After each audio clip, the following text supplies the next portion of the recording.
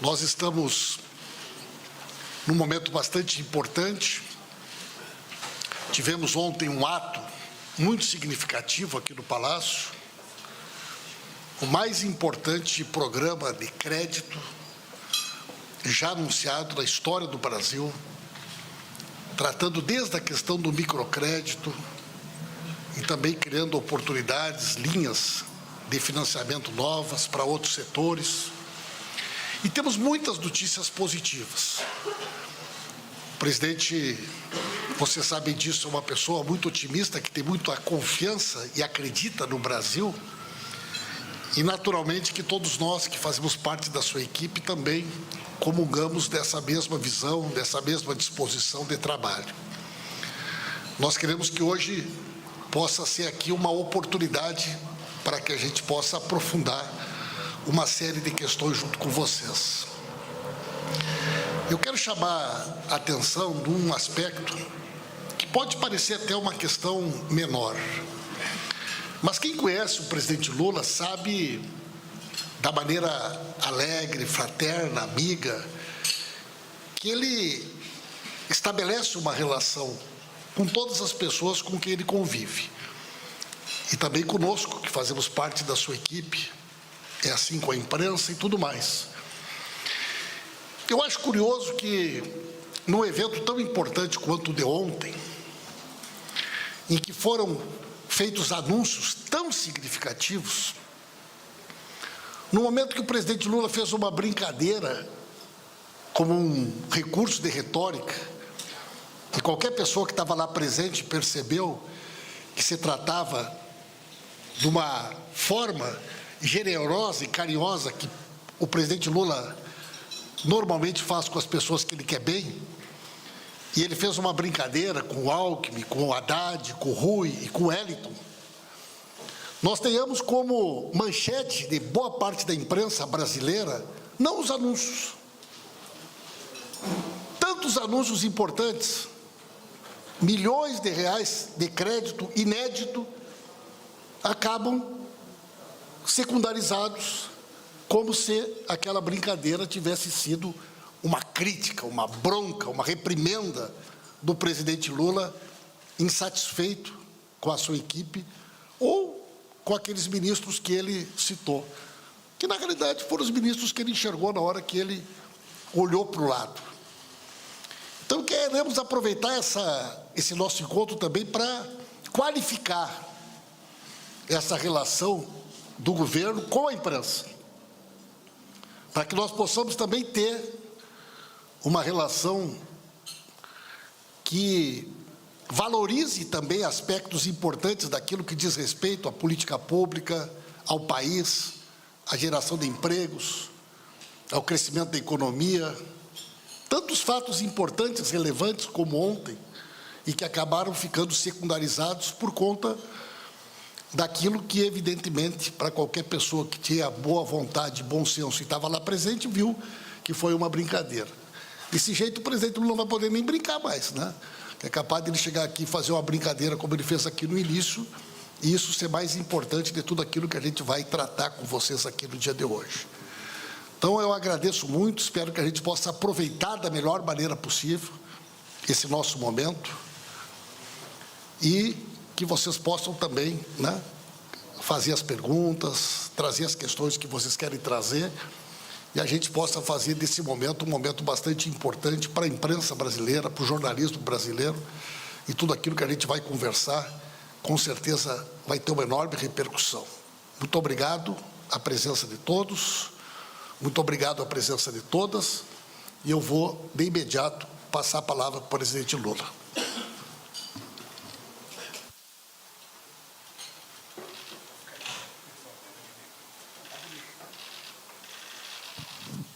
Só para o Cururu olhar para ele ver como eu estou mais elegante que ele.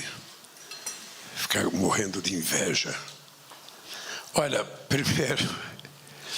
primeiro queria contar um pequeno caso para vocês.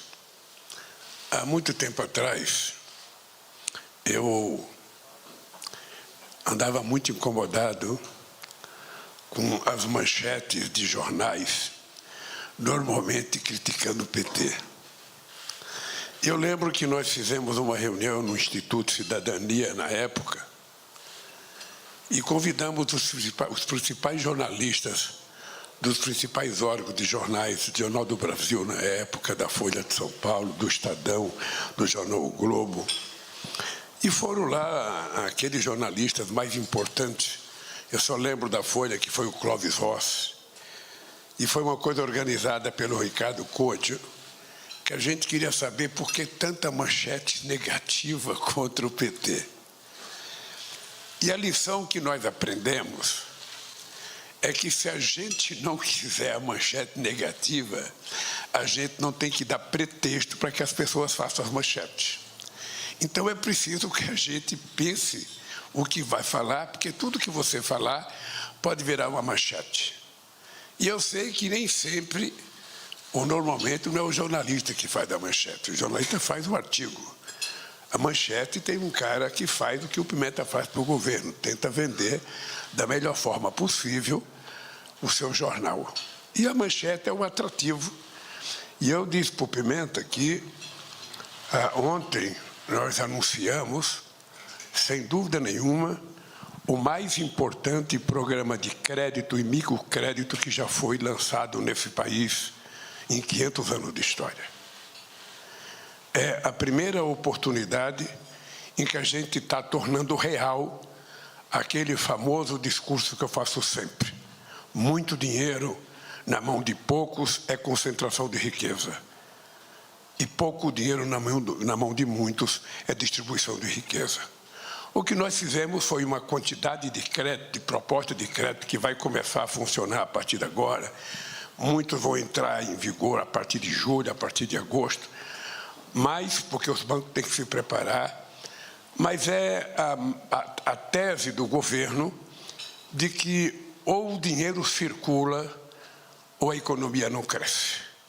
É preciso fazer com que o dinheiro circule na mão de muita gente para que um pequeno empreendedor vire um pequeno empregador, para que esse empregado que foi contratado vire um consumidor. Esse consumidor, se ele consumir, ele vai gerar mais a possibilidade de mais um emprego, seja na indústria, seja no comércio, seja na agricultura. E o que nós fizemos ontem foi fazer com que a roda gigante possa funcionar envolvendo a grande maioria do povo brasileiro. É, sem dúvida nenhuma, com o Desenrola que a gente já tinha lançado no começo do ano, os mais importantes programas de fazer com que o crédito chegue na mão das pessoas. Porque o Desenrola é uma coisa que vai abater dívida de pessoas em até 90%. Não sei se vocês precisaram do Desenrola, mas se precisar, vocês podem ir ao banco e vocês vão perceber que vocês podem negociar a dívida de vocês para pagar 10% ou 5% da dívida, que é um programa que nós assumimos durante a campanha, dizendo que 72% da população brasileira estava endividada, que era preciso zerar essa dívida para que as pessoas voltassem a ser consumidores outra vez, porque senão a economia não crescia. E ontem, com o anúncio que nós fizemos, foi, na final, possivelmente a última proposta que a gente anunciou, porque agora todo mundo aqui que plantou vai ter que colher. Agora a nossa tarefa é esperar para saber o tamanho da safra que nós vamos colher. Nós não temos uma Conab política para fazer uma avaliação da produção até o final do ano. Mas eu estou altamente convencido de que nós vamos colher um sucesso extraordinário no Brasil. Ontem eu contei também uma história que, em maio de 2004, eu fui para São Bernardo fazer um ato na Ford. E no ato da Ford eu tinha dito que as pessoas iam começar a assistir o espetáculo do crescimento. Vocês se lembram, algum de vocês estavam na imprensa naquele tempo, e se lembra quanta crítica eu recebi pelo meu excesso de otimismo. O dado concreto é que naquele ano a economia cresceu 5,8%. E ninguém que me criticou sequer pediu desculpa pelas críticas que tinham feito. Eu vou dizer para vocês que em janeiro eu encontrei com a presidenta do FMI, a diretora-geral, em Hiroshima. E ela, muito simpática, me procurou para dizer: presidente, eu estou torcendo pelo senhor, mas eu queria dizer que a economia do Brasil está muito fraca. O Brasil vai crescer possivelmente, no máximo, até 0,8% ou um pouco menos. E eu falei para ela, com muita gentileza: olha, eu acho que a senhora não conhece o Brasil. A senhora não conhece o povo brasileiro. A senhora não conhece o jeito que a gente faz política. Portanto, eu quero lhe dizer que a senhora está cometendo um erro. Eu vou lhe provar no final do ano. Quando foi no final do ano, ela veio aqui. Muito simpática, ela está precisando ser reconduzida ao cargo. O Brasil tem voto. Ela veio aqui, conversei bastante com ela. E ela fez outra avaliação negativa para 2024. Eu falei: outra vez você vai errar, porque a economia brasileira vai crescer mais do que todos os chamados especialistas falaram até agora. Eu estou dizendo isso no dia 23 de abril, dia de São Jorge, por dia do santo padroeiro do meu Corinthians, e vocês guardem que eu falei isso. A economia em 2024 vai crescer mais do que todos os analistas econômicos falaram até agora. Todos, sem distinção. E por que vai crescer? Porque as coisas estão acontecendo no Brasil. Eu posso desafiar vocês a estudarem o que aconteceu no Brasil nesses últimos 14 meses, e vocês vão constatar de que nunca antes na história do Brasil houve uma quantidade de políticas de inclusão social colocada em prática, algumas que nós já tínhamos feito e que tinham desaparecido, que estão voltando agora. E outras que começam a voltar, porque vocês sabem, não sei se vocês já alugaram apartamento para alguém ou se vocês já pagaram aluguel, vocês sabem que quando a gente entra numa casa para arrumar, a gente não consegue arrumá-la no primeiro dia. E nós encontramos esse país muito desarrumado, muito. Até hoje, nós ainda temos ministérios que vai precisar fazer concurso para repor parte da quantidade de funcionários que nós tínhamos em 2010. Ou seja, nós estamos hoje tentando fazer concurso em algumas áreas para repor a quantidade de pessoas que a gente tinha em 2010. E isso é uma situação, sabe, que leva um tempo para fazer. Mas eu disse outro dia para vocês, nós semeamos a terra, nós aramos não aramos, a palavra arar não é mais porque não tem mais arado. Arado é uma coisa do passado, ou seja, nós semeamos a terra, plantamos a semente, adubamos, cobrimos a terra, estamos aguando e agora é para colher. E vou dizer para vocês de que vocês ficarão surpresos com o que vai acontecer nesse Brasil nesse tempo. Eu vou dar um dado para vocês refrescarem a memória. Quando eu deixei a presidência da República em 2010, a indústria automobilística brasileira vendia aproximadamente 3.800.000 carros. Em dezembro de 2003. Eu volto, 15 anos depois, a indústria automobilística brasileira estava vendendo 1.800.000 carros. Ele estava vendendo menos da metade do que vendia em 2010. Agora, em abril, ela já recuperou e já está produzindo 2.300.000 carros. Já está vendendo 2.300.000 carros o ano passado e continua crescendo agora mensalmente. E o que é mais importante é que, em menos de um mês, a gente recebeu anúncios de investimento de 129 bilhões de reais no setor automobilístico, coisa que há muitas décadas a gente não ouvia falar nesse país. O que se ouvia dizer é que a indústria automobilística iria seguir o caminho da Ford e iria embora do Brasil. O que aconteceu é que todas as empresas, todas, sem distinção, anunciaram muito investimento. A última a última anunciou essa semana um investimento de 4 bilhões e 200 mil reais. Ou seja, numa demonstração de que o Brasil goza hoje de uma credibilidade externa que a gente não tinha nem nos meus primeiros 2 mandatos. A gente não tinha porque a nossa volta e a garantia do processo democrático nesse país gerou uma expectativa extraordinária. Ontem eu recebi uma pessoa que vocês conhecem bem, que é o Slim. Vocês sabem que durante muito tempo foi um dos empresários mais ricos do mundo.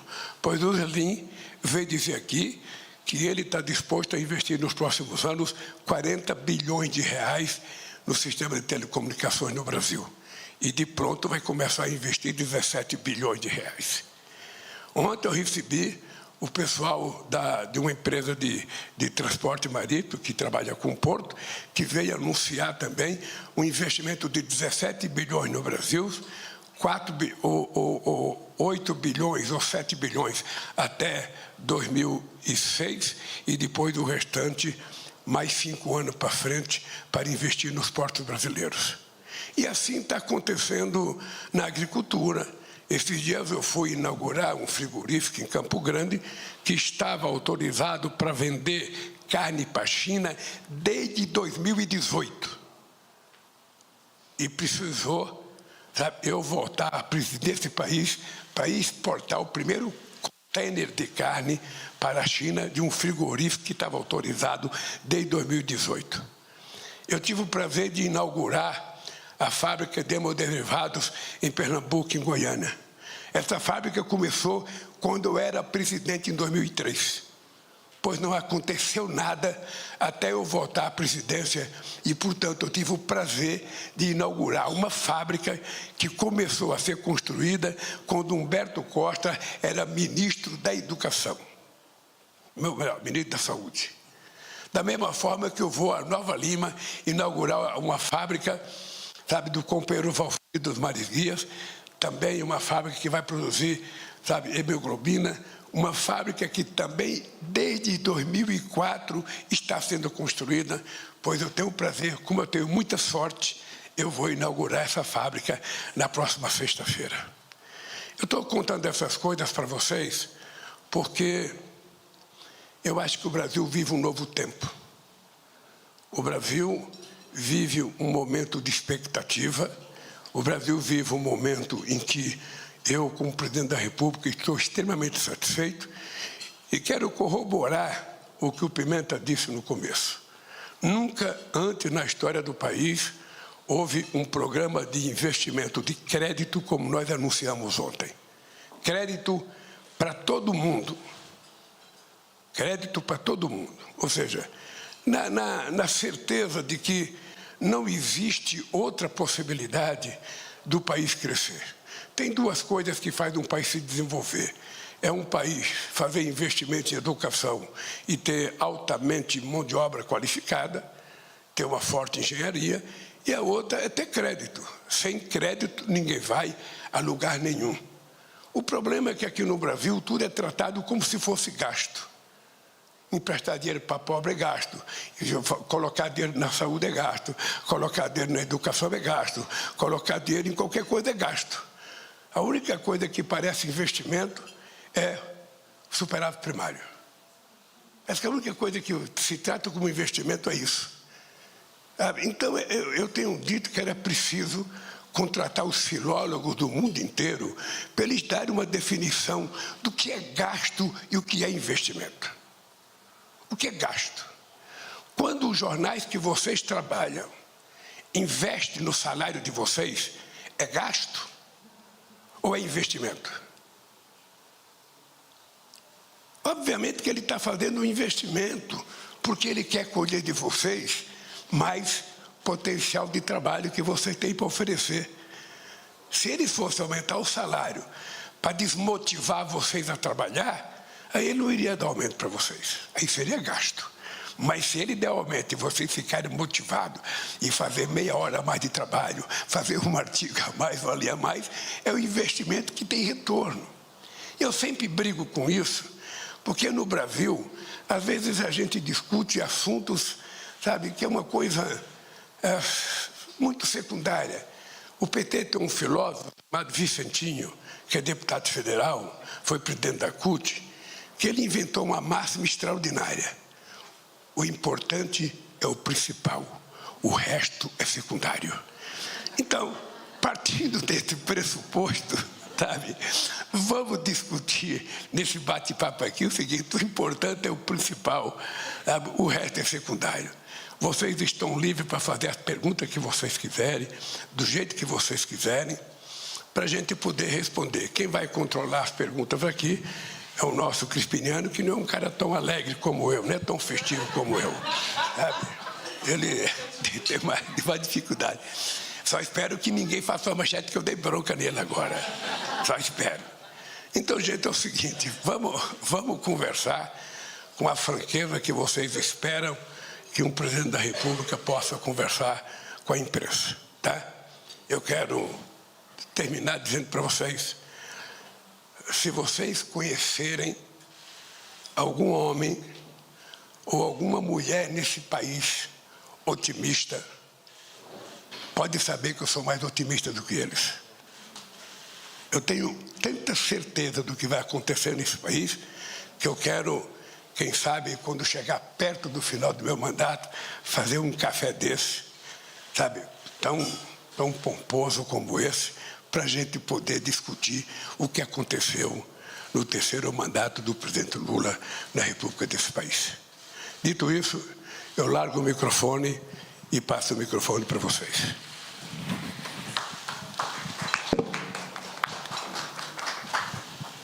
Bom dia, todo mundo. A gente está anotando os pedidos de pergunta aqui, estamos analisando, praticamente todo mundo quer perguntar, sempre temos esse drama. A gente vai começar com a Raniele, do Meio Norte. Agora é TV Meio, tá? Que é nacional. Bom dia a todos, bom dia, presidente. Raniele Veloso, da TV Meio. Presidente, a gente recebeu aqui, antes do café, uma série de números positivos do governo, né? Que é isso que o senhor realmente destaca. E, diante dessa série de números positivos, a gente vem acompanhando as avaliações negativas, né? Então, eu quero saber do senhor, que a gente sempre escuta dos interlocutores, mas do senhor, por que essa avaliação está desse jeito, se preocupa o senhor? E eu quero aproveitar, porque eu estou muito curiosa, que o senhor fez uma reunião com o Lira no domingo, e a gente estava esperando a reunião para essa semana. O que o presidente da Câmara pediu ao senhor e o que o senhor pediu ao presidente da Câmara? Na verdade, você fez duas perguntas. A primeira coisa que é importante dizer para vocês, um político qualquer que tiver preocupação com pesquisa no começo do seu mandato, efetivamente ele não está preparado para ser político. Ou seja, você sai de uma campanha e eu tenho clareza de todas as coisas que eu prometi para o povo brasileiro, de todas as coisas que eu disse que ia fazer e todas as coisas que eu vou fazer certamente. Ora, então, quando sai uma pesquisa no primeiro ano de mandato, é normal que a expectativa, sabe, que não foi atendida, gere um mau humor na sociedade. Eu, antes de ser presidente, eu fui eleitor. Sabe, eu sei como é que funcionam essas coisas. Pois bem, então, a mim não me incomoda, porque eu sei o que estamos fazendo, sei o que estamos plantando. Sabe, o que a gente está plantando, se a gente colocou a semente certa, a gente sabe o que vai colher. Se você planta milho, você vai colher milho, você não vai colher soja. Se você planta soja, você vai colher soja e não vai colher milho. E eu sei que nós estamos plantando desenvolvimento, geração de emprego, melhoria das condições salariais, melhoria do salário mínimo, e tudo isso está acontecendo.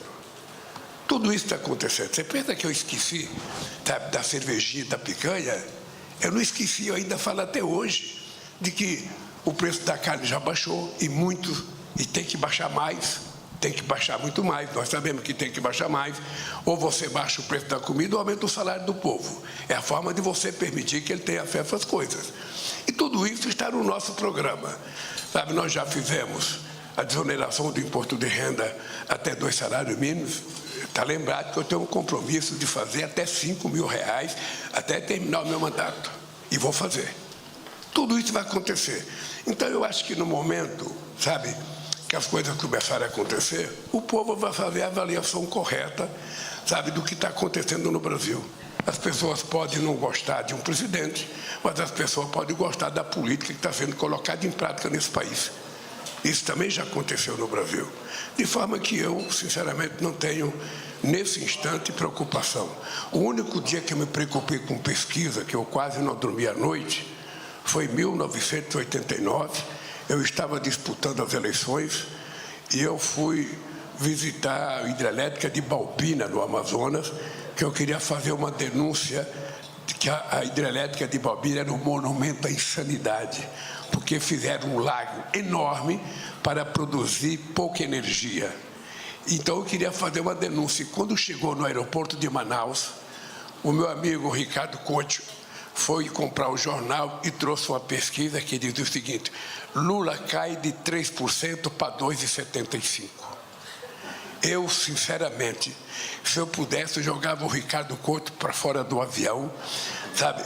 Porque eu estava tão bem-humorado com o comício que eu fiz no Piauí, em Belém, eu perdi o humor. Você acredita que eu voltei para São Paulo pensando em desistir de ser candidato? Eu pensei em desistir, eu falei, eu vou pedir para o PT indicar outro, porque se eu continuar caindo, isso era junho, eu já estou com 2,75, vai terminar a campanha, eu vou estar defendendo os 10 pontos para o Ibope. E eu não sei como é que a gente paga os pontos. Então, isso não me preocupa nesse instante, querida. A segunda coisa é com relação ao Lira. Olha, se eu fizesse uma reunião com o Lira e eu quisesse que a imprensa soubesse, eu falaria para a imprensa. Não seria simples assim? Eu comunicarei à imprensa, vou ter uma reunião com o Lira, sabe? E quando eu fizer a reunião com o Lira, eu converso com vocês o assunto e o resultado da nossa conversa. Tá? Quando eu conversar, você faz a pergunta que eu vou dizer o resultado da conversa que eu fiz com o Lira. Eu não tive reunião com o Lira, eu tive uma conversa com o Lira. É diferente de uma reunião. É diferente de uma reunião. Tá? Porque se eu tivesse uma reunião, eu teria trazido o meu líder na Câmara, teria trazido o meu líder no Congresso Nacional para poder fazer uma reunião sobre as coisas da Câmara. Tá? Como é uma conversa entre dois seres humanos, eu peço para vocês que eu não sou obrigado a dizer a conversa que eu tive com o Lira. Presidente. Próxima pergunta, Vera Rosa, do Estadão, aqui à esquerda. Presidente. Vera Rosa. Bom dia, presidente. Quem está falando? Presidente, eu vou insistir na pergunta da colega, embora o senhor tenha dito que não vai dizer detalhes da reunião com o presidente Arthur Lira, mas eu gostaria de saber como que o senhor pretende resolver o problema da articulação política do governo com o Congresso. Porque na Câmara e no Senado prometem derrubar vários vetos presidenciais que o senhor fez a propostas do Legislativo. E, aproveitando, eu gostaria de saber se o senhor pretende fazer uma reforma ministerial, que muito se diz que o senhor vai fazer essa reforma, mas não se sabe se é agora, se é depois das eleições. O senhor já disse que não mexe na articulação política, mas como o senhor pretende resolver esse problema, presidente? Vera, primeira, eu sinceramente não acho que a gente tenha problema no Congresso. A gente tem as situações que são, sabe, as coisas normais da política. Vamos só lembrar o número, Vera. Nós temos 513 deputados, o meu partido só tem 70. Nós temos 81 senadores, o meu partido só tem 9. Se a gente somar os nossos aliados, sabe, ideológicos, a gente vai para 12 ou 13. E a gente não chega sequer a 140 deputados. Então, você percebe o milagre que aconteceu nesse país. Você acredita em milagre? Como é que se explica a gente aprovar uma PEC da transição antes de assumir a presidência da República? Vocês se deram conta da anomalia que eu comecei a governar antes de tomar posse? Que nós tivemos que negociar a PEC, sabe, da transição, que foi o que permitiu que a gente tivesse dinheiro para governar 2023. Isso deveria ter sido feito no orçamento do cidadão, mas foi no meu que nós fizemos. Então, veja que coisa interessante. Num país em que o presidente só tem 70 deputados do seu partido, a gente conseguiu aprovar a PEC da transição apenas com votos contra de alguns poucos deputados, porque muita gente, inclusive do partido do outro lado, votou a favor da PEC da transição. Como é que se explica a gente ter feito e aprovado a reforma tributária? Vocês já se deram conta de que nunca antes na história do Brasil tinha sido aprovada uma reforma tributária num regime democrático, sem que houvesse um momento de exceção, e a gente conseguiu aprovar a reforma tributária. Ou seja, de todos os processos que o governo mandou para o Congresso Nacional, todos foram aprovados. Todos. Então, qual é a briga com o Congresso? Ou seja, a briga é o normal da divergência política no Congresso Nacional, que tem vários partidos políticos, que tem programas diferentes, e a coisa é mais normal que quando você dê entrada com um projeto de lei, com a medida provisória, tenha gente que queira incluir alguma coisa ou tirar alguma coisa. Mas isso é normal. Se você não gostar de fazer isso, não faça política. Então, eu estou convencido de que nós estamos numa situação, eu diria, de muita tranquilidade na relação com o Congresso Nacional. Eu convido vocês a ficarem atentos para ver o que vai acontecer nas coisas que nós temos que votar daqui para frente.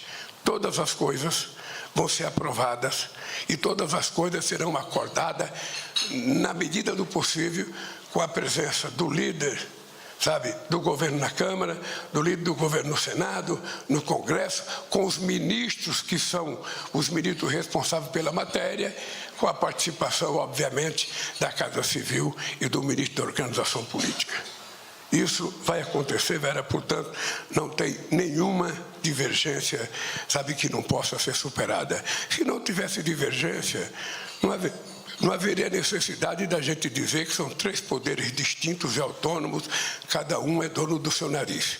Eu digo sempre para todo mundo ouvir, não é o presidente do Senado que precisa de mim, não é o presidente da Câmara que precisa de mim. Quem precisa deles é o presidente da República, é o Poder Executivo. Porque cada um tem uma função, nós temos a nossa função, e quem aprova o orçamento da União são eles. Quem aprova os projetos de lei são eles. Então, é o governo que precisa ter o cuidado de manter a relação mais civilizada possível, tanto com a Câmara como o Senado. Eu sei que tem gente que gostaria que a gente vivesse numa eterna briga, mas a gente não vai viver numa eterna briga, porque se você optar pela velha briga, você não governa, você não aprova nada, e aí o país é prejudicado. E eu não quero isso. Portanto, nós vamos conversar com todo mundo, e posso te dizer, Vera, que nunca antes na história... Eu vou dizer mais para você, o Sarney, que foi presidente da República, quando o PMDB tinha 23 governadores de Estado, quando o PMDB tinha 306 constituintes, eu fui constituinte, o Ulisses Guimarães certamente tinha mais problema quando o partido dele tinha maioria do que eu tenho hoje. Hein? Não, e depois da seguinte, eu não vejo... Vocês sabem que eu gosto muito de citar futebol. Eu não conheço um técnico que ele anuncia, quando o time entra em campo, quem que ele vai tirar. Você não vê. Nem o técnico do Palmeiras, nem o Tite anuncia. Escala o time do Flamengo e fala, mas eu vou tirar fulano, Beltrano. Não. O time entra para jogar. E o time está jogando, e está jogando do jeito que eu acho que deve jogar. Portanto, não existe nenhuma previsão de reforma ministerial na minha cabeça nesse instante. A única coisa que existe na minha cabeça é que esse país tem que dar certo, porque o povo brasileiro precisa disso. É isso que eu quero, e é isso que eu vou fazer, e é isso que vai acontecer. Zileide Silva, TV Globo. Bom dia, presidente.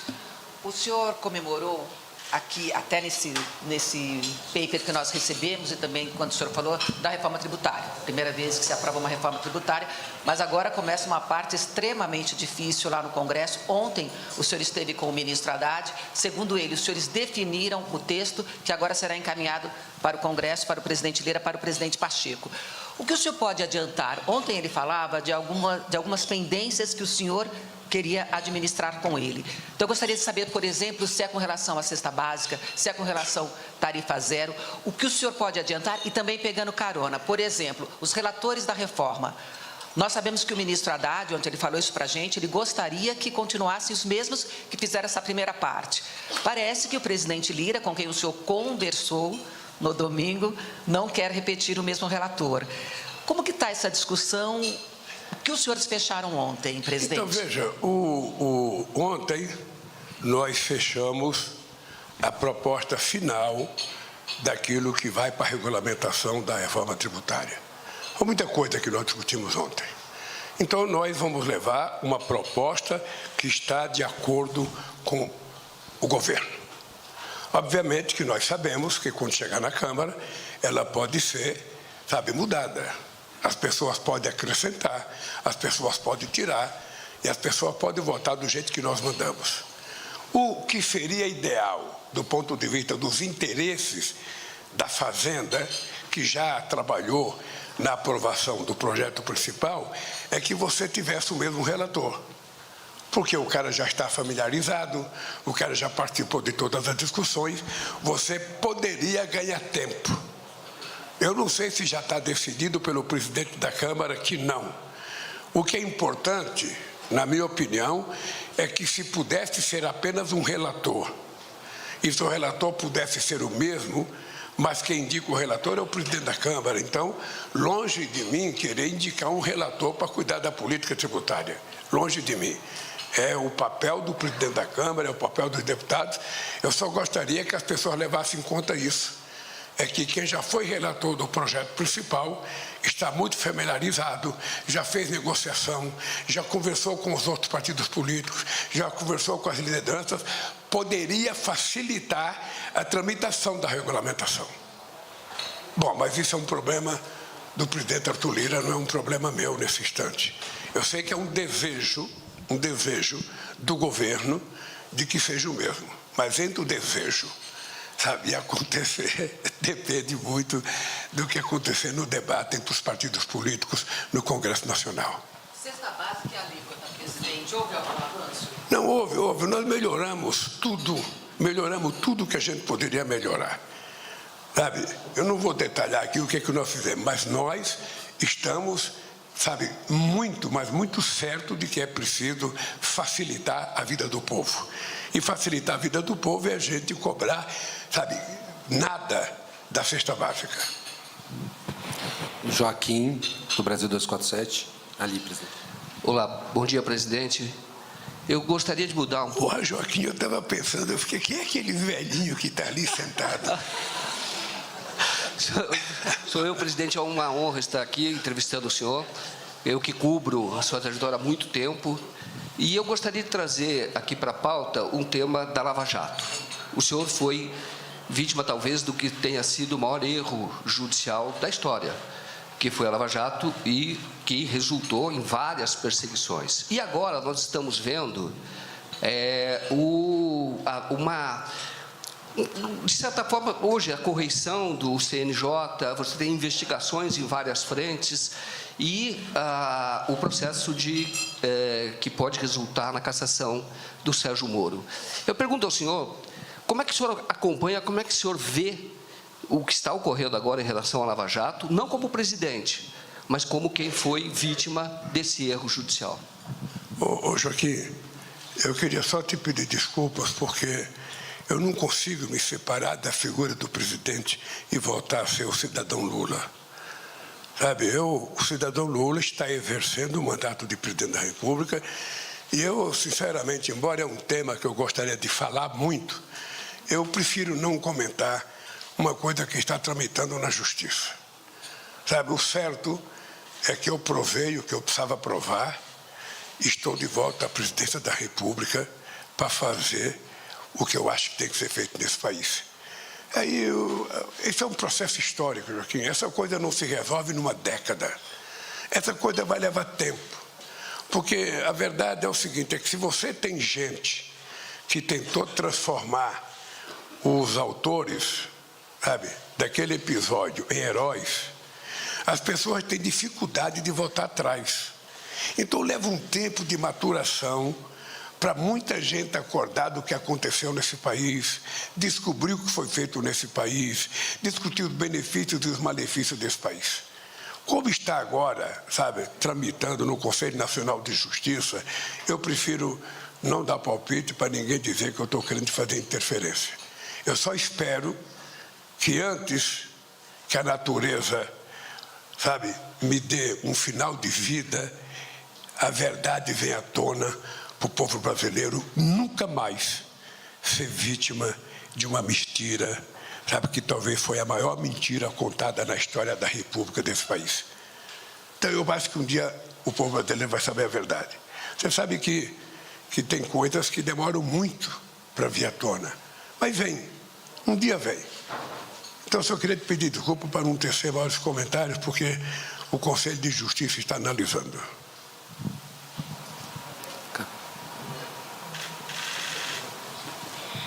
Presidente, bom dia. Carolina Nogueira, do UOL. É um prazer estar aqui. Tenho duas perguntinhas para o senhor. Primeiro, eu queria insistir na questão da articulação com o Congresso, porque o senhor lembrou ainda há pouco, né, que precisa dos presidentes do Senado e da Câmara, precisa do Congresso para aprovar o orçamento. E aí eu queria entender como é que fica essa relação, se não há uma falha aí na articulação, porque muitas matérias que são aprovadas no Congresso, quando chegam aqui no Palácio, elas são vetadas, como, por exemplo, o orçamento, que teve o veto das emendas de comissão, e também aquele projeto do PL das saidinhas. E a minha outra pergunta é sobre a Petrobras. Queria saber se acabou a crise. Você fala dois assuntos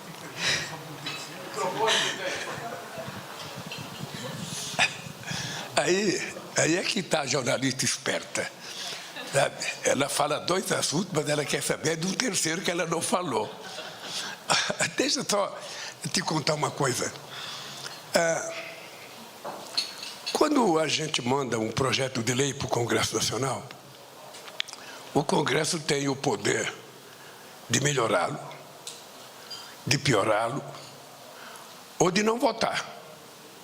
Ao votar, o presidente da República tem o direito de vetar na íntegra ou de vetar em parte. E volta para o Congresso ter o direito de derrubar o meu veto. Tudo isso faz parte do jogo. Tudo isso faz parte do jogo político. Tá? Então, eu acho isso muita normalidade. Eu nunca fico nervoso, eu nunca fico irritado, porque o Senado derrubou outra coisa, porque a Câmara derrubou. Não, é um papel deles. Eu não tenho o que reclamar. Eu muitas vezes fico chateado com a minha incompetência de não ter convencido eles, ao contrário. A questão da saidinha. Veja, eu tenho no Ministério da Justiça uma das figuras de maior competência jurídica que já nasceu nesse país, que é o meu querido Lewandowski. E o que nós vetamos? Nós vetamos a proibição de um cidadão ou a cidadã que não tenha cometido crime hediondo, que não tenha cometido estupro, que não tenha cometido crime de pedofilia, sabe, possa visitar os parentes. É uma coisa de família. Família é uma coisa sagrada. A família é a base principal, sabe, da organização de uma sociedade. Como é que você vai proibir um cidadão que está cumprindo pena? E se ele está cumprindo pena é porque o Estado pensa que é possível recuperá-lo. E ele não cometeu esses crimes que eu falei, considerado hediondo, pode deixar de visitar os parentes. Sabe? Então, foi uma coisa feita, sabe? Eu tenho certeza que muita gente adoraria receber os seus parentes, e tenho certeza que mesmo aqueles que são contra, quando o parente sair, ele vai querer recebê-lo. Porque a questão da família é uma coisa muito sagrada, e é normal que o cara que está preso queira ver a família, e é normal que a família queira ver o cara que está preso. Então, eu segui a orientação do Ministério da Justiça e vetei. vamos ver o que vai acontecer se o Senado derrubar. Ou melhor, se o Congresso derrubar, é um problema do Congresso. Eu posso lamentar, mas eu tenho que acatar. Tá? Com relação à Petrobras, o que você quer saber da Petrobras? Diga de verdade. O que você quer saber da Petrobras? Não, deixa eu lhe falar, a Petrobras nunca teve crise. A crise da Petrobras é o fato dela ser uma empresa muito grande. Vocês estão lembrados que nos outros mandatos, eu várias vezes brinquei com o Zé Sérgio Gabrielli, dizendo que a Petrobras era tão importante que um dia esse país iria eleger o presidente da Petrobras pelo voto direto e ele iria indicar o presidente da República. Por que eu dizia isso? Porque a capacidade de investimento da Petrobras é maior do que a capacidade de investimento do país. É só você ver os projetos de investimento da Petrobras e ver do Brasil, ou seja, a Petrobras ela tem essa crise. Uma crise de crescimento, uma crise de descobrir novos poços de petróleo, uma crise de se transformar não apenas numa empresa de óleo e gás, mas numa empresa de energia, porque ela tem que cuidar do que é eólica, tem que cuidar do que é solar, tem que cuidar do que é, sabe, as nossas plataformas do offshore para produzir energia solar e energia eólica, de forma que eu não vejo problema na Petrobras. Não vejo o fato de você ter um desentendimento, uma divergência, uma colocação equivocada, faz parte da existência do ser humano. Quando Deus nos fez, que deu boca, já estava previsto isso. Nem sempre a boca fala somente as coisas que são boas. Às vezes, uma palavra mal colocada cria uma semana de especulação. Mas eu posso dizer que a Petrobras está tranquila. E se ela está tranquila, o Brasil está tranquilo.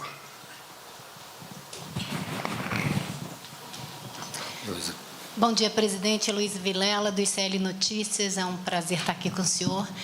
Eu queria saber se o senhor considera que o Brasil está sendo alvo de um ataque coordenado da extrema-direita internacional, que é aquela barulheira que a gente viu na semana passada, que, no final das contas, me parece que não deu em muita coisa, me parece que nem tanta gente assim acompanha o Twitter no Brasil, ou o X, ou seja lá o que for.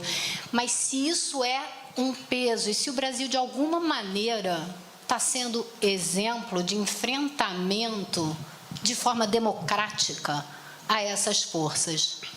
Olha, uma coisa que nós temos que aprender é que havia muitas décadas que você não tinha o surgimento do extremismo como surgiu na última década.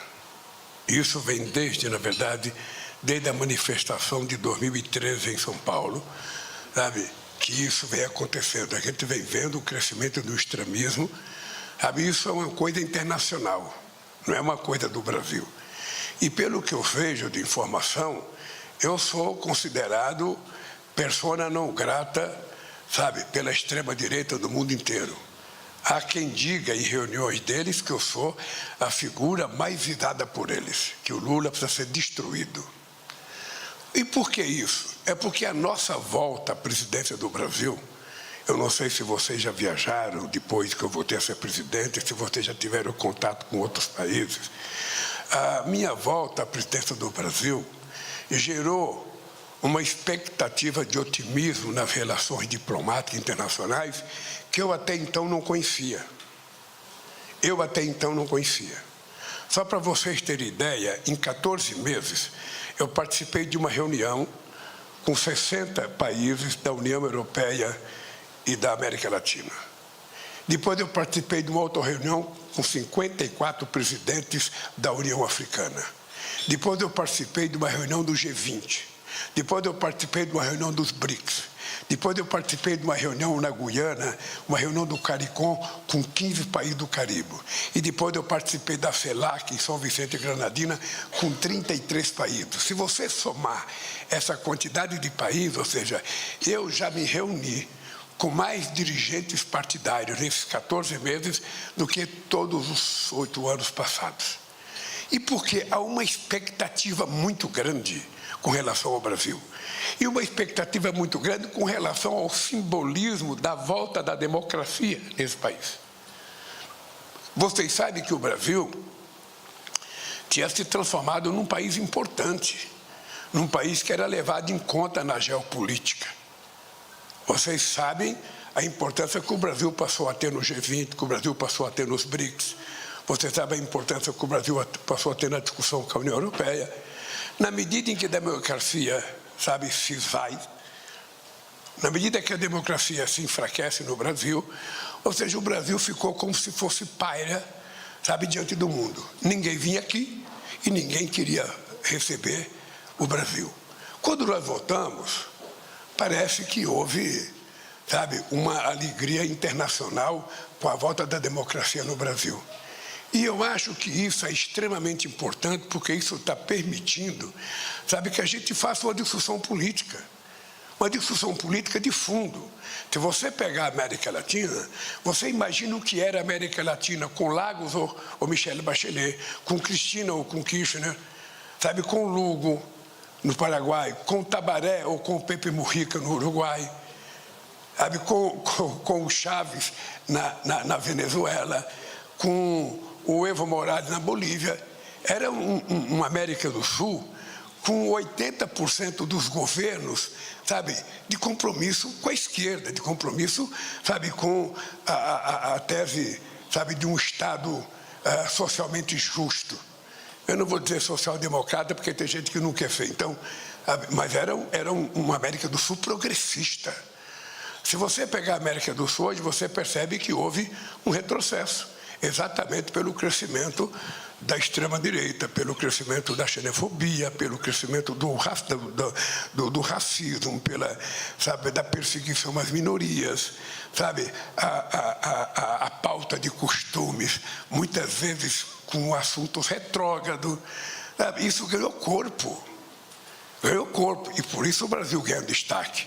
Porque no cenário mundial, se você pegar o mapa, o Brasil é um país que é o polo de resistência disso tudo. E eu tenho a honra de ser o presidente do Brasil nesse momento. A União Europeia, você sabe como é que ela está. A União Europeia também está crescendo à extrema-direita. Você sabe o que aconteceu. O único país que está mais ou menos tranquilo é o México, que está mais ou menos tranquilo. Eu não sei, nas próximas eleições, o López Obrador vai fazer com muita tranquilidade a sua sucessora, mas veja os Estados Unidos. Gente, vocês que são mais jovens, não têm noção do que era o simbolismo da democracia americana. Você não tem noção do que significava o Capitólio, do que significava o Partido Republicano e o Partido Democrata. Aos olhos do mundo, era o espelho mais fantástico da democracia, do país exemplo do mundo, do país da oportunidade. Hoje, o que é os Estados Unidos? A imprensa não fala, mas você sabe que tem nos Estados Unidos 750 pessoas processadas e já tem 450 pessoas presas por causa do Capitólio. Isso não é muito divulgado aqui no Brasil, mas já tem 450 pessoas presas nos Estados Unidos. Porque o que aconteceu? Foi uma afronta à democracia. E você não pode permitir que a negação das instituições, prevaleçam. As instituições que foram criadas para manter a democracia, por mais defeito que ela tenha, são extremamente importantes e precisam ser fortes. Então, os Estados Unidos, que era o espelho da democracia, da coisa em ordem, do respeito às instituições, está do jeito que está. Então, eu acho que nós estamos vivendo um novo período. Os setores de esquerda, os setores progressistas, os setores democráticos têm que se organizarem, têm que se preparar. Eu estou tentando ver, já falei com o Pedro Sanches, falei com o Macron, eu estou tentando ver se a gente consegue fazer uma reunião com os chamados, presidentes democratas, por ocasião da reunião da Assembleia Geral das Nações Unidas, para a gente definir, uma estratégia de como nós vamos, a nível internacional, enfrentar o crescimento da extrema-direita e suas matizes. Eu acho que é um problema novo na política, novo. A geração de vocês na imprensa não estavam, sabe, não viveram esse momento. E é um momento novo em que vale qualquer coisa menos a verdade. Quanto maior for a mentira, quanto mais, ou seja, você pega a cena de um cara em Curitiba esse dia que estava trabalhando limpando o vidro, o outro vai e corta a corda, sabe? Aí você pega um cara, vai reclamar de uma casa que estava alugada, que a casa ficou buraco, o cara era médico, vai o médico e a mãe dele na casa do cara, um com rifle, outro com a pistola, e mata o cara. Ou seja, isso não existia nesse país e agora virou uma coisa corriqueira. Porque está estabelecido um ódio na sociedade que nós temos que tentar, sabe, criar um mundo, sabe, civilizado, uma coisa de paz, uma coisa mais harmoniosa. É difícil, mas nós temos que tentar. Por isso que de vez em quando alguém vai me perguntar, já vou responder logo. Presidente, o que o senhor acha do ato em Copacabana? Eu não vi o ato porque eu estava fotografando o Minha Casa Minha Vida do João de Barros. Eu descobri no Palácio da Alvorada 4 casas de João de Barros no alumínio e descobri mais 3 numa árvore e resolvi, sabe, fazer um filme e publicar na internet, sabe? Por isso que eu não vi. Então não me preocupa os atos, sabe, dos fascistas. Não. O que me importa é o seguinte: eu vou fazer este país dar certo. Natália, do SBT, ali. Oi, presidente. Bom dia. Obrigada pelo convite. Presidente, ali no fim, ali da direita. Presidente, bom dia. O senhor falava das relações internacionais e da extrema-direita. Na semana passada, a chanceler argentina teve com o ministro Mauro Vieira e teria formalizado, segundo os jornais argentinos, um pedido de Javier Milei de um encontro com o senhor, uma aproximação aqui com o Palácio do Planalto. Eu queria saber se o senhor vai receber Javier Milei e também, na semana passada, o senhor esteve na Colômbia, se um dos objetivos do Brasil é diversificar esse comércio aqui na América Latina para não depender dessas relações com a Argentina. E, por último, a questão da Venezuela. O Gustavo Petro, para nós lá na Colômbia, disse que vocês discutiram um plebiscito para garantir que o perdedor da eleição não seja perseguido. A gente queria saber como é que foi essa conversa com o Gustavo Petro. Olha, primeiro eu sei que o meu chanceler recebeu uma carta do presidente Milei, mas acontece que o meu chanceler viajou e eu ainda não vi a carta. Quando ele regressar agora, eu devo receber a carta. Não sei o que o Milei está dizendo na carta, portanto, eu não posso responder.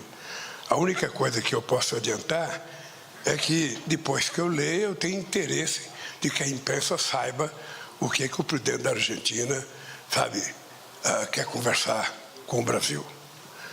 A segunda coisa, a questão da Venezuela.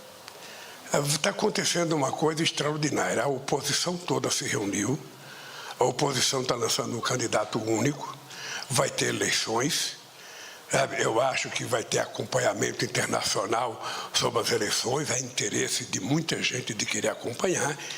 E se o Brasil for convidado, o Brasil participará do acompanhamento dessas eleições, na perspectiva de que, quando terminar essas eleições, as pessoas voltem à normalidade. Ou seja, quem ganhou toma posse e governa, quem perdeu se prepara para outras eleições, como eu me preparei depois de 3 derrotas aqui no Brasil. Eu fico torcendo para que a Venezuela volte à normalidade, para que os Estados Unidos tirem as sanções e a Venezuela possa voltar a receber de volta o povo que está deixando a Venezuela pela situação econômica. Com relação à reunião da Colômbia, veja, eu sei da responsabilidade que o Brasil tem na América do Sul, por ser o país mais importante da América do Sul, o maior, o mais rico, sabe, o mais industrializado. Então, eu sempre dizia que o Brasil não pode crescer, ser uma ilha de prosperidade cercada de miseráveis por todos os lados. O Brasil sempre estabelece como discurso, no meu caso, de que a gente possa crescer junto. Eu acho que é muito pouco o comércio entre o Brasil e a Colômbia, ou seja, chega a só 7 bilhões de dólares, o fluxo de compra e venda, só 7 bilhões de dólares para um país que tem 55 milhões de habitantes e o Brasil 203, você vai para 258 milhões de habitantes. Eu gostei porque nós levamos mais de 200 empresários na Colômbia e eu fiz um discurso apelando para que os empresários conversem, façam parcerias, sabe? Porque é preciso que a gente tenha 20 ou 30 bilhões de comércio para crescer a economia da Colômbia, para crescer a economia.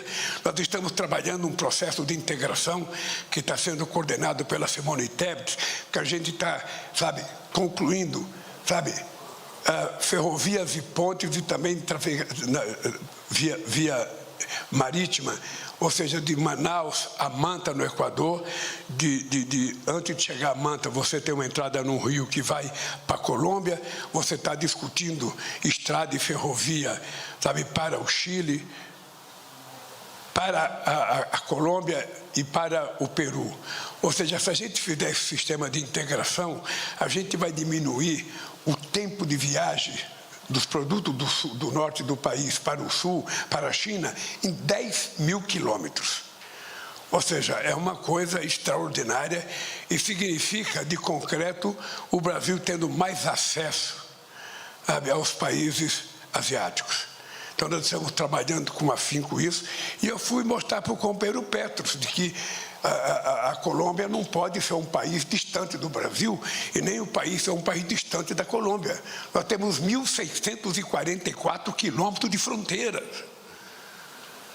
Nós agora estamos colocando fibra óptica em Tabatinga, que é o Brasil, e vamos levar também para Letícia, na Colômbia, para ajudar, sabe, para que a Letícia possa ter mais informação, possa ter o processo de desenvolvimento digital mais rápido.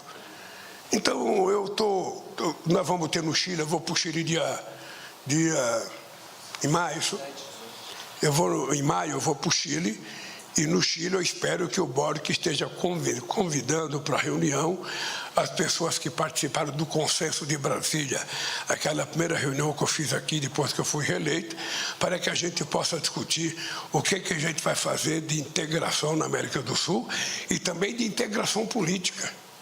Porque nós temos que descobrir, ou nós agimos enquanto bloco, afinamos a nossa viola e entramos no picadeiro das negociações internacionais, ou se a gente achar que individualmente a gente vai ter chance, eu sou mais amigo dos Estados Unidos, ele vai me privilegiar. Isso é bobagem. Bobagem. Cada país tem interesse prioritário em ganhar. Então, quem tem que gostar do Brasil é o Brasil. Quem tem que gostar da Colômbia são os colombianos. Se a gente fizer uma política de aliança, a gente vai respeitar as diferenças, mas a gente vai fazer a nossa economia crescer. O Brasil precisa fazer isso com todos os países, apesar da dificuldade política que nós temos hoje. Está muito difícil, mas nós temos que tentar. Esse é o papel do Brasil. Sinara, da Fórum. Bom dia, presidente. Bom dia a todos e todas. Presidente, o senhor falou que as relações do governo com o Congresso estão normalizadas, mas até como cidadã, eu me preocupo de ver uma figura como Eduardo Cunha, que foi o algoz da presidenta Dilma, se movimentando com tanta desenvoltura no Congresso, atendendo no gabinete da filha e sendo apontado como conselheiro do atual presidente da Câmara. Como é que o senhor vê a volta de uma figura nefasta como Eduardo Cunha, até mesmo na imprensa, né? A imprensa dando um destaque a ele, sendo entrevistado? Como é que o senhor vê isso? Olha, eu acho normal do ponto de vista político. Eduardo Cunha está solto. Ele não está preso, está livre. Ele tem uma filha deputada, portanto, ele tem o direito de ir no gabinete da filha. Ele foi presidente da Câmara, foi líder do PMDB. Ele tem, portanto, sabe, como a gente diz, uma vez deputado, sempre deputado. Tem gente que deixou de ser deputado há 40 anos, mas usa aquele broxinho de deputado a vida inteira. Hoje, por exemplo, eu ganhei um de presente do deputado Vorney, que está na Previdência Social. Ele ganhou um banhado a ouro, não sei de quem, que ele chegou aqui: presidente, eu vou lhe dar isso aqui. Se um dia o senhor quiser ir na Câmara, como o senhor foi deputado, você pode colocar o seu broxinho e entrar na Câmara. Então, eu acho que, do ponto de vista político, é normal. O que eu acho anormal é se ele estiver tendo influência política nas decisões, sabe, do Congresso Nacional, que eu não acredito. Ele tentou ser candidato à reeleição, teve uma votação pífia, vergonhosa, sabe? Então, eu acho que ele tem que saber que o poder que ele tinha, ele jogou no lixo. Eu acho, sinceramente, que ele visitar o gabinete da filha é mais do que natural. Não vejo nisso, sabe, nada... Como eu diria, muitas vezes dá para entender, mas não dá para explicar, sabe? Mas paciência. Renata, da Record. Deixa eu só completar aqui, Crispim, Indo para o fim. que já estão falando até de abrirem 9 CPIs contra o governo por conta desse aconselhamento, né? A gente fica meio ressabiado. Não, abrir CPI contra o Conselho, por quê? Não ouviu? De abrir 9 CPIs contra o governo, que já está se falando que seria sob influência dele. Eu posso te dizer que não tem nenhum problema abrir CPI com o governo. Não tem problema nenhum. O que eu acho é que a CPI é um direito da Câmara de montar a CPI. O que eu sei é que tem várias CPIs lá, nenhuma contra o governo. Tem várias CPIs sobre vários assuntos, eu acho legítimo. Se o Congresso não tiver uma CPI e um grupo de CPI a cada ano, todo ano todos os deputados sabem, tem que apresentar pelo menos 5 CPI para fechar a pauta de novas CPIs. Então, eu acho que já surgiu as 5 lá, vai ser votada, mas acho que não tem nada a ver com influência de Eduardo Cunha, quem quer que... Renata Varandas, da TV Record, ali, à esquerda, presidente. Bom dia, presidente. Obrigada pelo convite. Posso fazer 3 perguntas?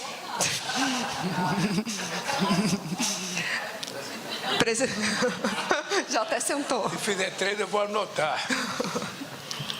Presidente, queria primeiro falar sobre juros. A gente tinha aí uma previsão da Selic de 9,13, passou para 9,50. Tem jornal hoje dizendo que o mercado ainda vê a Selic como 9,75 até o fim de 2024. Ontem o senhor reclamou de juros, mas falou que não ia reclamar muito para poder não desviar o foco. Eu queria saber como que o senhor tem visto isso e qual é a previsão, o que o senhor avalia com essa alta taxa de juros. Essa é a primeira. Pode fazer as 3? Falando ainda de mercado, queria saber se o senhor já tem um nome em mente para o Banco Central, para poder acalmar aí o mercado financeiro. E a terceira pergunta é se o senhor se reuniu ou conversou, ou vai se reunir, ou vai conversar com o presidente do Senado, Rodrigo Pacheco. Obrigada. Olha, eu na verdade tentei falar com o Pacheco na sexta-feira. Ele me parece que tomou uma vacina contra a dengue, pode ser? E ele não estava bem. E aí eu preferi não ligar no sábado e no domingo, mas eu pretendo conversar com o Pacheco, junto com o Jacques Wagner e junto com o líder, com o Randolph, para a gente discutir a pauta do Senado com o senador Rodrigo Pacheco. Tá? Isso é certo e possivelmente aconteça essa semana. Com relação ao Banco Central, eu tenho que indicar mais diretores e tenho que indicar o presidente do Banco Central, sabe, até o final do ano. Eu só tenho que decidir se eu vou antecipar ou se deixo para indicar o mais próximo possível do vencimento do mandato do presidente Roberto Campos.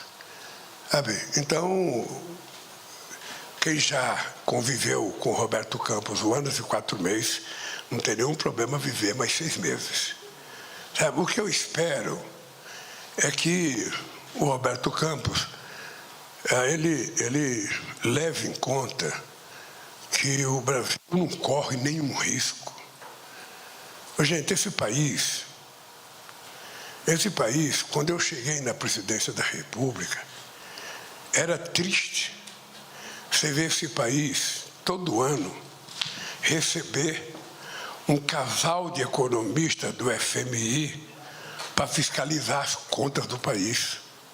O ministro do país não era nenhum esquerdista, não era nenhum comunista, era simplesmente um malandro. O presidente desse país não era nenhum comunista, era um homem culto, um social-democrata chamado Fernando Henrique Cardoso. Entretanto, todo ano descia no aeroporto de Brasília um casal de economistas para fiscalizar as contas desse país. E o mercado não falava nada. O mercado não se queixava. Ora, o que nós fizemos? Nós demos cidadania a esse país. A palavra é essa. Se alguém quiser dizer que eu estou arrogante, diga. É o seguinte, nós demos cidadania a esse país. Nós pagamos uma dívida externa de 30 bilhões de dólares. Depois que nós pagamos, nós emprestamos 15 bilhões para o FMI. Eles agora é que nos devem. E fizemos uma reserva internacional de 370 bilhões de dólares, criando o mais importante colchão de proteção que esse país já teve na sua história. Então, qual é a preocupação do presidente do Banco Central, sabe, com o descontrole da economia? Nenhuma. Não existe. Existem pouquíssimos países mais seguros do que o Brasil. Muito poucos países têm a segurança do que o Brasil. Eu estava até pegando aqui, se vocês pegaram um pouco, gente, eu vou dar um exemplo para vocês, porque se fala muito de dívida pública, sabe, uma coisa muito bobagem. Eu vou dar um exemplo para vocês dos países modelos, sabe, dos banqueiros brasileiros. Eu vou dar. A dívida pública do Brasil, bruta, é exatamente 74,3%. A dívida pública da Espanha é 112%. A dívida pública da Itália é 137%. A dívida pública da França, 112%.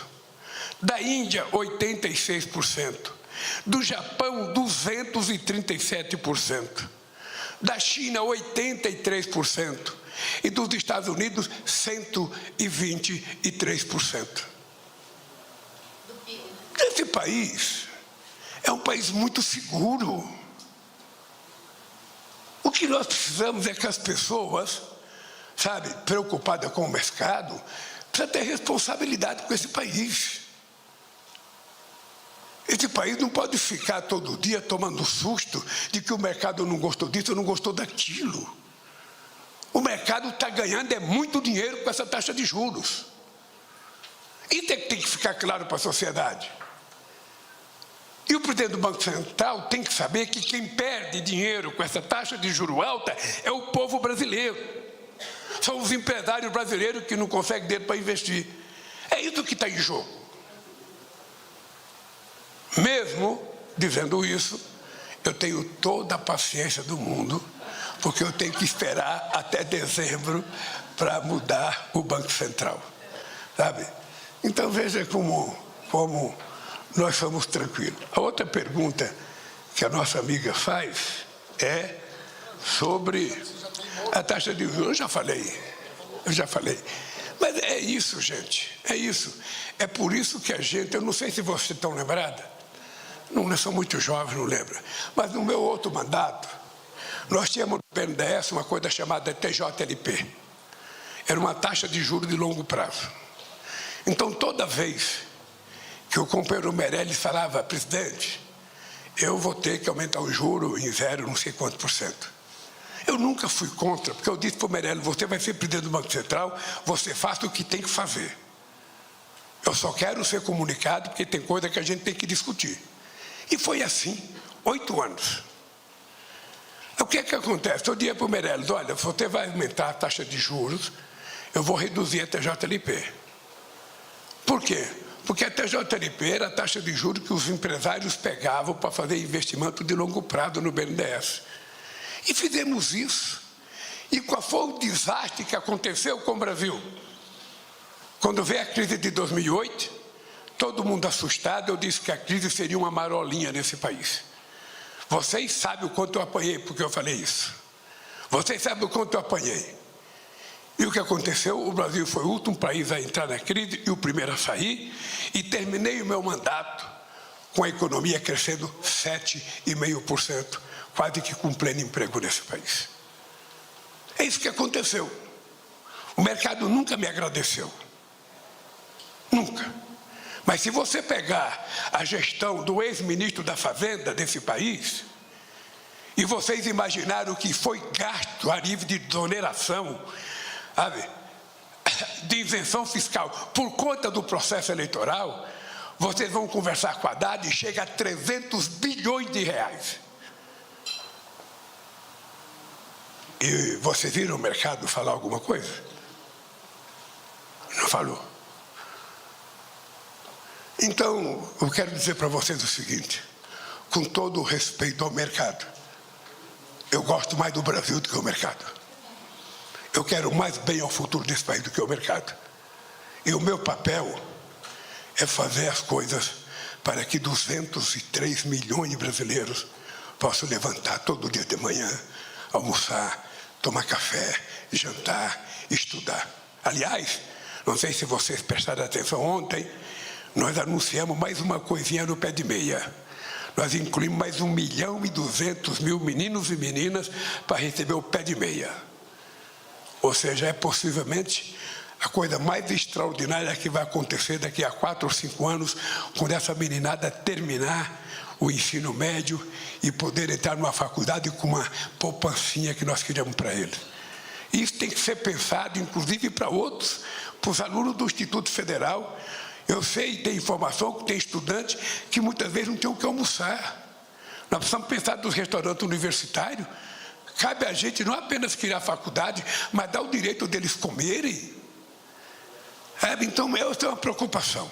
E isso é que martela a minha cabeça. Não é se o mercado financeiro está preocupado, sabe, que vai cair 0,2, 0,3, isso para mim não me refresca. Sabe? Então, eu não sou movido a mercado. Eu sou movido às soluções do povo brasileiro. Eu sou movido ao povo pobre desse país, ao povo trabalhador, à classe média, que é quem paga imposto de renda. Não sei se vocês viram que ontem aquela medida de incentivo ao setor da construção civil é exatamente para a gente criar financiamento para setores médios da sociedade que não têm direito no faixa 1 do Minha Casa Minha Vida, porque não querem uma casa de 33 metros quadrados, nem de 40, mas que gostariam de comprar uma casa de 80 metros, de 100 metros, de 120 metros. E se ele tem, temos que criar financiamento para ele comprar. É isso que nós anunciamos ontem. E vamos anunciar mais coisas. Eu estou trabalhando na minha cabeça, já falei com a Haddad, que a gente tem uma política de financiamento de reforma de casa. Está cheio de cara que quer fazer um banheiro, está cheio de cara que quer fazer uma garagem, está cheio de pessoas que querem fazer mais um quartinho para o filho. Então, nós temos que criar condições dessas pessoas ter acesso ao financiamento. 20 mil reais, 10 mil reais, 15 mil reais.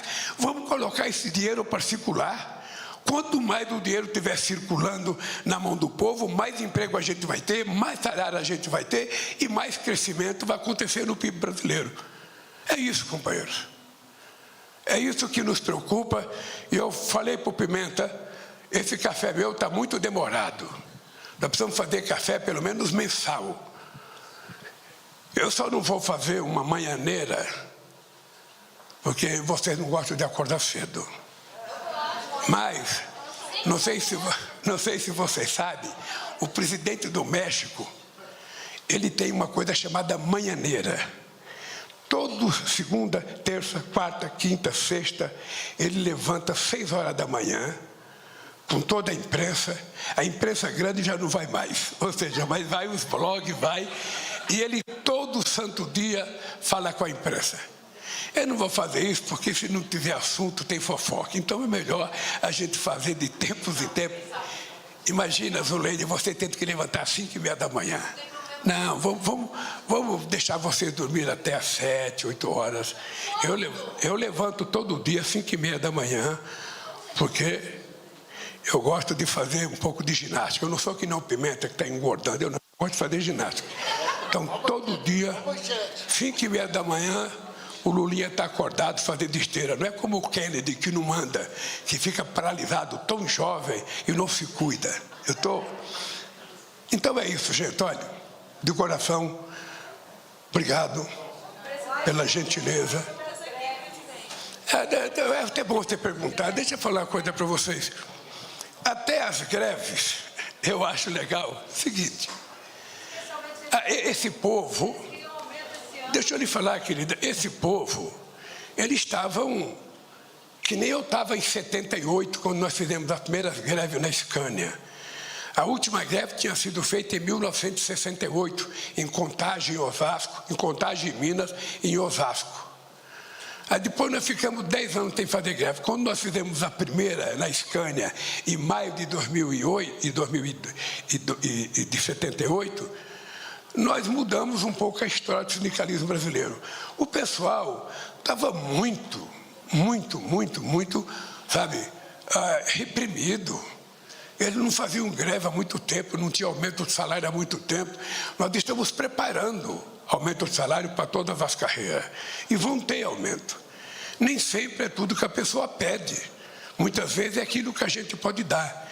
Mas eu queria que vocês soubessem que, desta vez, nós colocamos para ser o negociador do governo nada mais, nada menos do que um companheiro chamado Feijó. O Feijó foi sindicalista de São Bernardo do Campo, foi trabalhador da Ford, foi presidente da CUT. Pense num galego porreta. Pense num cara preparado. Possivelmente é o dirigente sindical, do ponto de vista orgânico, mais preparado que a gente tem no Brasil. É ele que nós colocamos para negociar a greve. Então o pessoal fala assim, o Feijó é duro, o Feijó é duro. Eu falei, pois é, ele é duro porque ele conhece. Ele é duro porque ele já viveu ao outro lado. Ele é duro porque já fez muita greve. Ele é duro porque já apoiou da polícia. Ele é duro porque já perdeu emprego. Ele é duro, mas sempre com a disposição de negociar. E nós vamos negociar com todas as categorias. Eu quero até aproveitar para dizer que ninguém será punido nesse país por fazer uma greve. Eu nasci fazendo greve. Então eu devo aos trabalhadores de São Bernardo, sabe, o que eu sou hoje. Então, eu acho que é um direito legítimo. Só que eles têm que compreender que eles pedem quanto eles querem, a gente dá quanto a gente pode. E aí tudo volta ao normal. E eu espero que todo mundo volte a trabalhar. A gente está fazendo muito concurso. A gente quer fazer uma regulação das carreiras. E as coisas aos poucos vão entrando no eixo. Tá? Gente, obrigado. Mais uma vez, eu espero que a gente possa, Pimenta, se encontrar no menor espaço de tempo. Poderia ser, quem sabe, uma vez por mês, uma vez a cada 45 dias, a gente fazer uma rodada dessa, tá? Um abraço. Obrigado. Obrigado. Pessoal. Meu irmão, mas eu não discuto isso, querido. Se responder todas, não vai ter pergunta para o próximo encontro. Pessoal, só um pouquinho. Deixa nós encerrar com calma. É isso. Presidente, estava olhando aqui e nesse período de 2004, 34% de ótimo e bom. Na época era CNI e Ibope, capa de todos os jornais da época. 34%. Em 2005, 31%, presidente. E o que é pior, deram de capa aqui na época do jornal. Se a eleição fosse hoje, Serra teria ganho por 9 pontos na frente. Isso foi agosto de 2005. Aí veio a eleição. Lula bate recorde, 58 milhões de votos. Aí olha aqui, presidente, 22 de 10 de 2010. Lula com 82%, recorde histórico de aprovação no Brasil. 16 de 12 de 2010. Essa foi forte, presidente. 87% de aprovação, Lula bate recorde mundial. Então, isso aqui é um estímulo para nós, presidente, porque para nós ter aqui o retrato. É por isso que eu não me preocupo com pesquisa antes da hora. Então, só para nós ter uma noção de como é que estava e como é que evoluiu o desenho. Gente, muito obrigado pela presença de todos e de todas. Como o presidente Lula já anunciou, a gente vai fazer encontros mais regulares, fazer um rodízio. Muita gente me mandando mensagem aqui, reclamando que não foi convidado, que não foi convidado. A gente vai administrando, mas logo, logo a gente vai ter um próximo encontro. Eu acho que era preciso tentar fazer uma, Zé. Tentar fazer uma com os blogueiros. Pegar aí uns 10, 15 blogueiros e fazer uma conversa com eles. Fazer com os colunistas, vamos fazer com sites, vamos fazer com vários formatos. Tá bom, gente? Um abraço para vocês. Stucker, a foto, por favor. Convidados.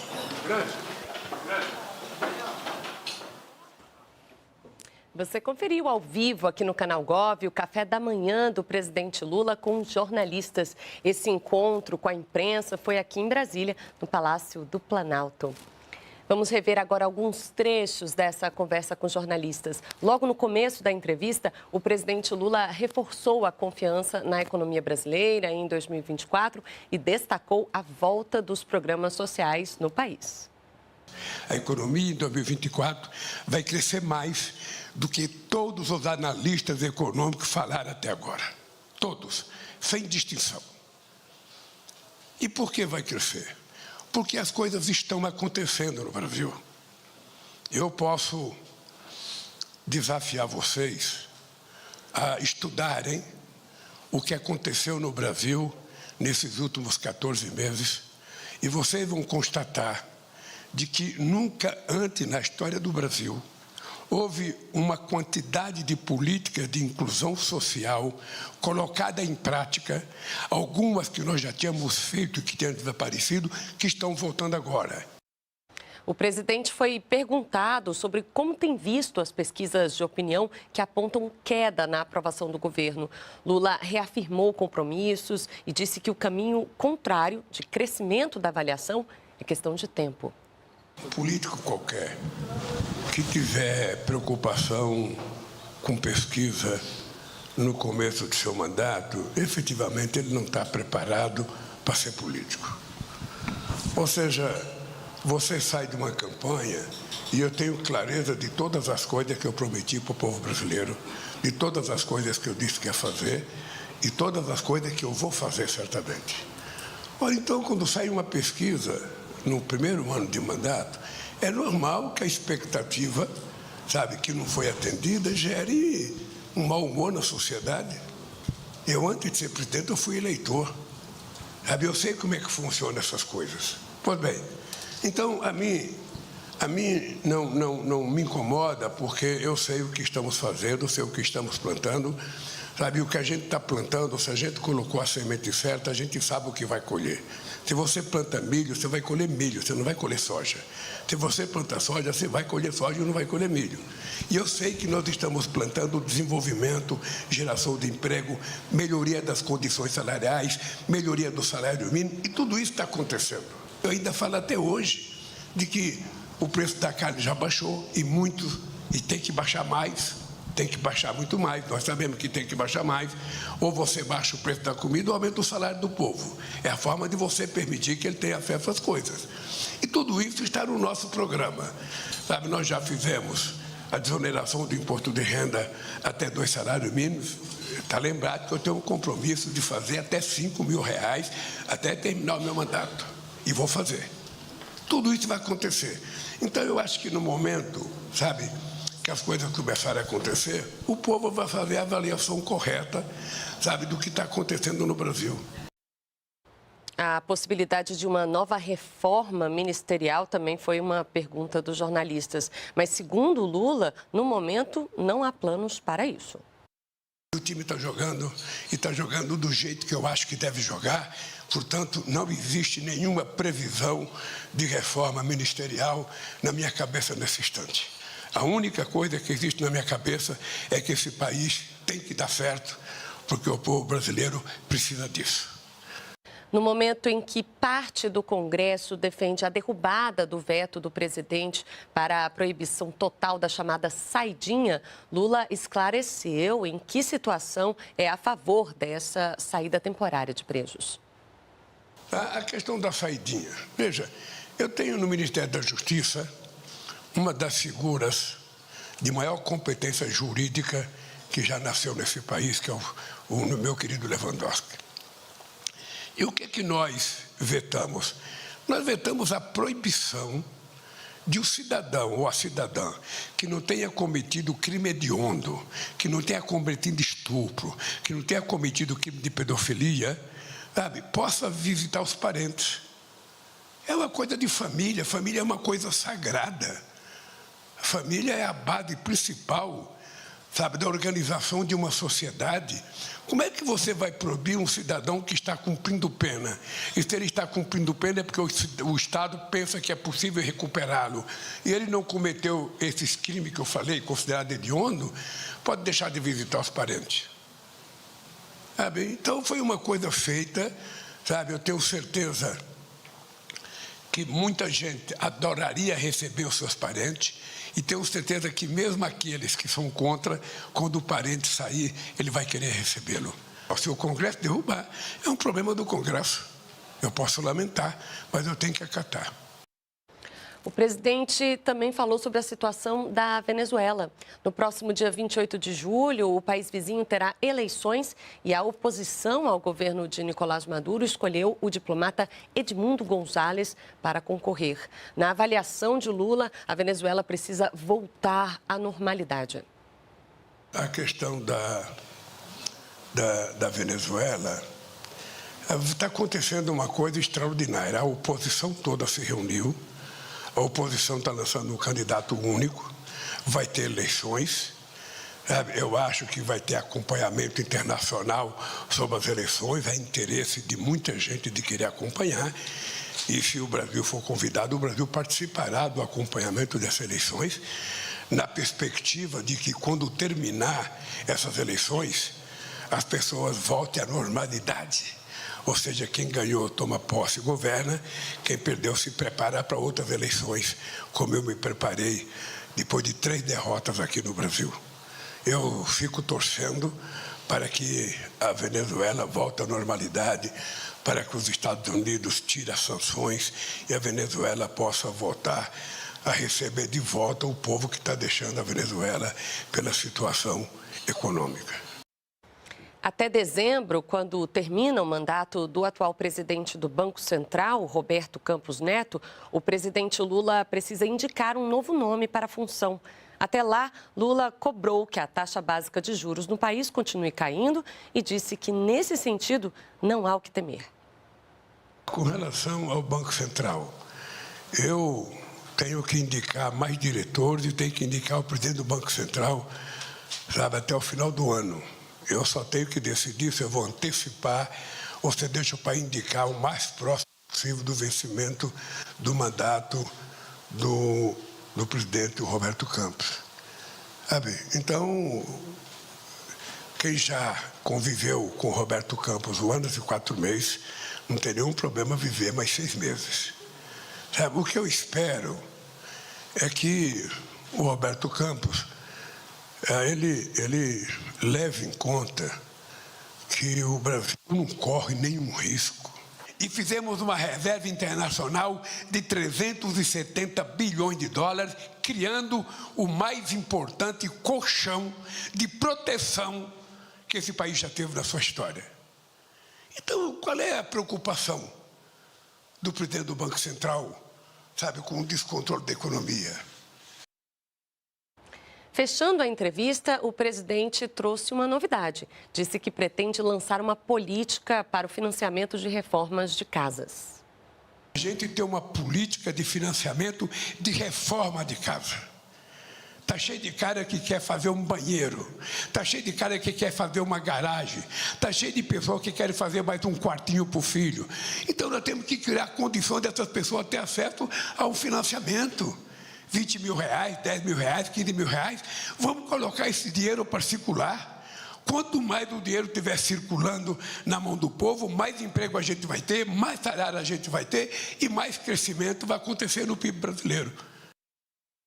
E a gente fica por aqui, você continua ligado no Canal Gov, fique por dentro das notícias do governo federal, siga também nossas redes sociais e acesse a nossa agência de notícias. Até a próxima!